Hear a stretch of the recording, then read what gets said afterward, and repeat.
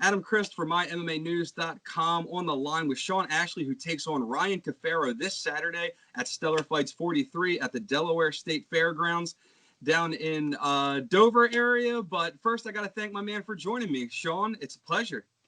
Thank you. It's a pleasure to be here. So first, I got to say, since the last time talking to you in the cage after your victory against Taylor Pierce, you didn't have a voice. So finally, it's glad to meet you, and it's glad to talk to you. Yeah. I do have a voice now, so I'll be heard.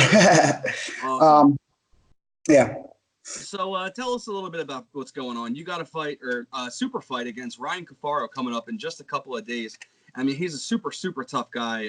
Yeah. He's in Tough 26 coach. Very well established and an MMA fighter. So just tell us, how are you feeling closing down camp? Absolutely. So with Ryan, I have a lot of respect for him. He's very talented, obviously. As far as this match goes, I train, strictly just jiu-jitsu. I know he cross trains a lot. I expect him to be aggressive. I expect him to be strong. I expect him to be good against the cage and have good wrestling. So we're ready for that, talking to my friends and getting it in order. We're preparing for that. I expect him to have, a signature move, how they all have good darces, a good Kimura, good straight ankle. These are things I'm expecting. I compete, jiu-jitsu at a very high level, and, it's going to be tough. It's going to be really tough for him to pull this out. This is all I do. I train 3 or 4 times a day. I just do jiu-jitsu, and I think the cage is going to be his base aspect, so we're well aware of that, that's how I think it's going on. I'm interested to see how his footlocks are, to see if he's conscious of that, because I'm very footlock heavy. I think everybody knows that, right? That's no secret. We'll see what he does with that, Yeah. So I was going to ask you, this isn't your first rodeo in the Stellar Fights cage. Is it something that you actually enjoy competing in the cage versus on, let's say the traditional mat setting, or is it just something that it's irrelevant, it just comes and you'll take the experience when it comes? Good question. Yeah. I don't, as long as they're within my league, you know what I mean? As long as they're not too far below me, I don't say no. So it doesn't matter on the mat or in the cage. If it's a worthy opponent, I will take anything. But I do have to definitely take in consideration the environment, and it favors him. I'm used to just open mats, so I'm always wary of the cage, and I'm always wary of, that can do a lot of damage if you're not cautious. You can get really cornered. Actually, my first match with John Lyons, in the Stellar, he did a double leg, and I went to sprawl, and my hips ran into the cage and ended up getting taken down. And that's why I learned that lesson right there. I was like, oh, okay. So not today, not anymore. We'll be ready. So you have been focusing, without giving too much of your game plan away, you have been focusing on that aspect of getting taken, maybe riding into the cage a little bit, stuff that MMA fighters will traditionally try and take advantage of from their traditional grappler. I think my game plan is no secret. I just have good jiu-jitsu. So, when you're confident, I'm not too worried. Like if he somehow negates a full-lock battle, I'm good on the top. I have great wrestling.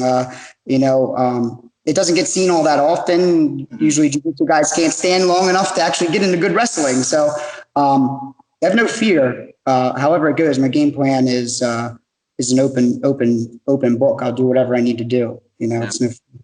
So if you want to talk about that at all, that's not a problem. I'm curious though. Everybody has their journey, and you're taking the traditional BJJ route, and sticking it out on the mats and everything. Is there anything for you lined up that you might potentially want to get in the cage and do MMA, or is this just what brought you to jiu-jitsu? Is what I'm asking. Yeah, absolutely. So I started jiu-jitsu when I was really, really young, when I was, 14, and I was like the only kid that did jiu-jitsu. There was barely any schools around. And so I got stuck with just jiu-jitsu at first. MMA was getting big.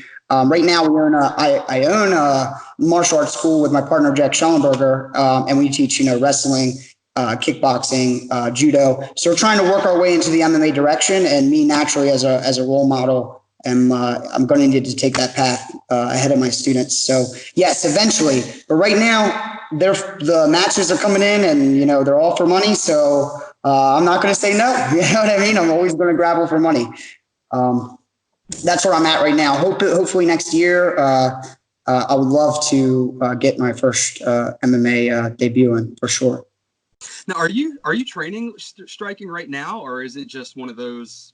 Just a little bit on the side, more so. I came from strictly jiu-jitsu background, so I've spent most of my time kind of working with wrestling and judo, and that was an easier way to wean in to come into eventually to work into striking. Just when you cross stream, it'll feel like you're losing a lot of progress in a lot of areas. Whereas like if I just kind of jiu-jitsu, then wrestling, then judo, then boxing, in that order, I'll build good foundations and not spread myself too thin. That's one thing. I'm going to take my time. I'm not in a rush to go fight somebody in a cage unless I know I'm going to win. Absolutely. So I'm going to start bringing you down a little notch here and winding it down, but I want to get to the nitty gritty of it and ask you what, as far as Ryan Cafaro's game plan, are you most concerned about, and how do you think you outshined that? Yeah, like I said, I'm most concerned about him having like a thing that he does, like a trick that he's really good at. You know what I mean? Something that I can't. What that might be, judging by his MMA fights. Do you have any idea what he might bring? I've only done a little bit of studying on him as far as MMA fights. I know he's a great striker. That I do know. So, a little bit. I think I've grappled with a lot of people like him before. I think he's a common body type. I'm sure, common game plan, common strategy. A lot of the MMA guys kind of stick with that top game, heavy wrestling, get side control, and it's what I expect. And if he came at me different, he'd be playing right into my hands, because I play a sport jiu-jitsu style. So that's what I'm used to, Right. So anything less than that would be, anything other than that would be something I train with every day. You know what I mean? Not that I don't train with, top heavy people, but if he comes into my game and he doesn't choose his battles right, and he doesn't choose his engagement right, he's going to lose. That's it. If you had to be so bold to call your shot, and the minute, even if you want to be so bold, mounted triangle, 3 minutes. Yeah. There you go. Just answer my question for me. Yeah. I've been trying to find my mounted triangle for forever. I've been like, man, I'm so good at it, but no, everybody just walks into footlocks. I never get to do it. So I'm looking to just make it shine one time. At least I'd like to do it in the stellar fights, man. I'd like everybody to see it. It's good. All right, well, there it goes. Sean Ashley, man, I appreciate your time. Good luck against Ryan this weekend. Hopefully we'll get some time to talk in the cage after the fight. But again, that lies on you, my friend. Good luck this weekend. Yeah, thank you, man. Thanks for your time. And, I look forward to grappling Ryan. It sounds awesome. All right, there he goes, Sean Ashley. Make sure you guys keep it locked to mymmanews.com for all your fight news needs, and keep it locked to My MMA News for all your Stellar Fights 43 live updates. We'll see you then.